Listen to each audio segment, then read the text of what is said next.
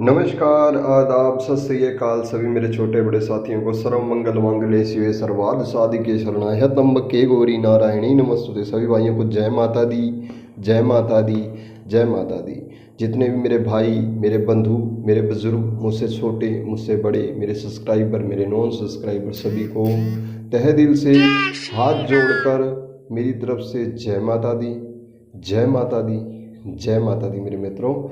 और सभी को कहूँगा मेरे मित्रों कि कई दिनों से वीडियो नहीं डाल पाया, 3-4 दिन हो गए थे।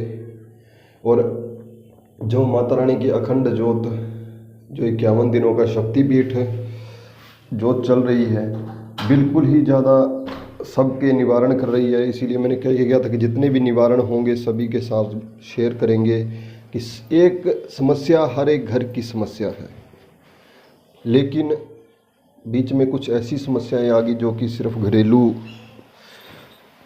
3-4 समस्याएं ऐसी थी जो कि सिर्फ उन्हीं के साथ संबंधित थी। इसीलिए मैंने उन्हें शेयर करना उचित नहीं समझा। फिर मत कहना भैया कि दिन बीत गए, दिन घटते जा रहे हैं बिल्कुल। और फिर ऐसे ना हो कहीं कि दिन बीत जाए और आपकी समस्या किसी की रह जाए। जितने भी भाइयों की कोई समस्या है तो अपनी समस्या का समाधान ले सकते हैं, ठीक है जी। माता रानी सबकी समस्याओं का समाधान देगी। और लेकिन किसी भी तरीके के अंदर देखो वक्त लग सकता है, समय लग सकता है, लेकिन निवारण जरूर मिलेगा। क्योंकि नंबर ये मेरा ये काम नहीं, देखो जी, एक तो साधु बाबा होते हैं जो एक दिन में 50-50 लोगों के नंबर लगा देते हैं, 100-100 दिनों के लोगों के नंबर लगा देते हैं, बस उन्हें बीच में लटका के छोड़ देना, निवारण नहीं देना। लेकिन यहाँ पर मैं एक आदमी की एक अर्जी उठाता हूँ एक दिन में, क्योंकि उसका जब तक सटीक निवारण ना मिले तब तक मज़ा नहीं। मैं एक बात जानता हूँ कि दुनिया को कोई नहीं बदल सकता, एक इंसान को बदल दिया तो भी भला ही माना जाएगा। ज़रूरी नहीं कि 50 आदमियों का एक, वो उनकी एक अलग फैसिलिटी होती है, क्योंकि उन्होंने पता है 50 आदमी वो काम करेंगे तो 50 आएंगे तो उनकी दुकानदारी चलेगी। लेकिन यहाँ पर तो सिर्फ सेवा भाव का काम है और सेवा ही करना चाहता हूँ मैं, सिर्फ उस माता रानी की भक्तों की और माता रानी के भक्तों के नाम की चरण धूल जो है अपने माथे पर लगाना चाहता हूँ, उनके दासों की। क्योंकि मैं एक गुलाम हूँ, गुलाम उस माँ का।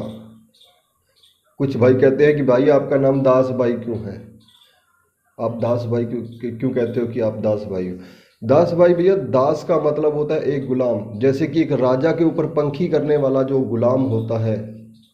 अब एक याचक, जो आप याचिका लेके जाओगे राजा के पास, राजा कुर्सी से उठ के आपकी याचिका थोड़ी लेगा, लेकिन वो जो पंखी करने वाला गुलाम होता है वो उठता है, आगे आता है और आकर उस अर्जी को ले जाकर आपसे भी अर्जी लेता है और राजा को देता है। मतलब कि बीच का गुलाम होता है वो बीच का गुलाम कहलाता है। क्योंकि जो इंसान इंसान के इंसान तक का काम करे वो इंसान दलाल कहलाता है, और जो इंसान इंसान से लेकर उस खुदा तक का काम कराए वो बीच का दास कहलाता है, सेवा भाव का पात्र कहलाता है।